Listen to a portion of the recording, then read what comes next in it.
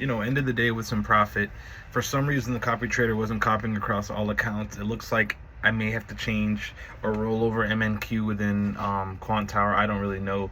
It's kind of a blessing in disguise. The first trade I took was just completely wrong, and I kept fucking holding it, adding to it with that one account. Luckily, I didn't blow the account. I'm just cursing because I'm upset about my discipline today. It was just terrible. Just averaged into a loser. As soon as it went back break even, basically closed it. Then waited for a good trade, entered long, closed at a good position. You know what I'm saying? So up $200 across like 4 accounts. That's pretty good, but overall not the best day, just because not all the accounts got activated. The other accounts weren't approved for payout yet, but again, I'm only about $200 away now from my third possible payout. And I just got to keep pushing in those other accounts so I can get more payouts coming April 15th through 20th, okay? So, yeah, that's where I'm at today. Yep, I did it again. I got another account to pay out. So that's 3 accounts to pay out now, total of $6,000. I am now officially above break even on futures trading once that profit hits my account. I think I spent about maybe 3 to 4K. So now I'll be in profit. Now I do have at least 7 other accounts that are approximately $700 or more in profit. So my goal is to shoot for $2,000 across all accounts within the next 10 days. So that way they can all get above 2,600 and I can request 7 payouts of 2K. That'll be 14K plus that 6 will be 20. That is my goal for the month. And additionally, I did lose one of my accounts that were closer to blowing today, just because the trailing drawdown, because that account was in somewhat of a profit. Once the trailing drawdown got back to the account, I didn't realize that it only had like 100 left before it would blow or whatever. So that account blew. So I think what I'm gonna do is work the rest of the week, just enjoy it. Then next week, I think I'm gonna start with 5 fresh. Oh, actually, maybe tomorrow I might do 5 challenge accounts. Considering it's NFP, that may be a good opportunity just to use some of that news energy to pass some accounts.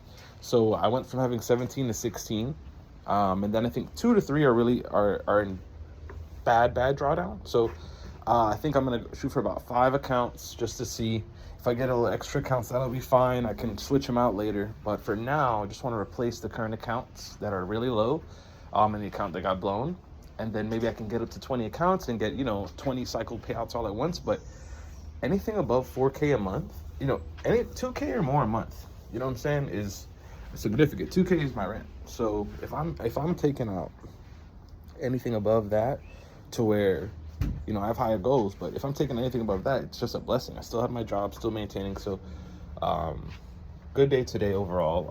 I waited patiently until a sell opportunity presented itself. I went live, but for some reason it didn't get recorded. So next time I'm gonna make sure it's recording and it's live.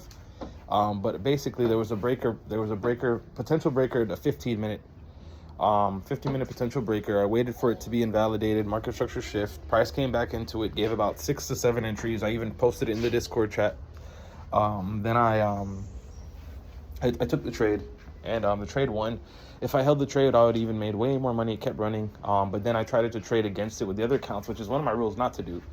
So I gave back profit on my Rhythmic accounts, and then I got back in on the sell side, and I won back the money. But I didn't realize like one account had blown by me having gone into that drawdown. So sad story a little bit, but the truth is, you got to just manage risk better overall.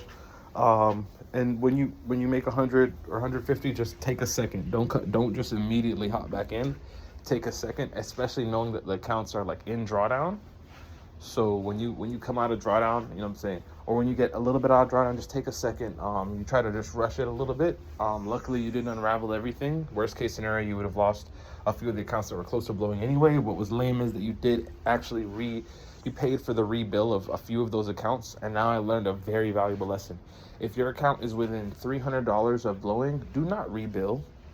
Do not rebill. If your account is within $300 of blowing, do not rebill. That's going to be your new rule, because it's just better off to get some more challenges, pass them, pay the fee, because guess what? You shouldn't rebill if you're not close to passing. Or not passing, but not close to actually getting a profit. But it's okay. The other accounts are going to actually, clean up all that mess. And then, you know, next week's accounts, that should actually put us in super profit to where now we will be able to buy and purchase multiple accounts from multiple prop firms. Also my Take Profit Trader, I forgot to mention this yesterday, but I made profit in that account. And today I made more profit. So I'm only about $300 away from passing that challenge. And once that challenge passes, I'll be able to activate same day payouts once I get above the 2K threshold. So once I pass that challenge, I'm gonna request at least 2 more. I'm gonna pay for at least 2 more accounts with them, and then get probably some accounts with Top Step, Blue Knox. I want accounts with all of them, and I just want to trade them on the copy trader. And I don't want to make it a big deal, but technically it's like I might as well scale to the fullest ability. And I underestimated myself before, and I did it, or I got close to it. So let me at least just shoot for the stars. That way I can see where I'm actually at, because I think I have the ability. I just got to follow through with it. But yeah.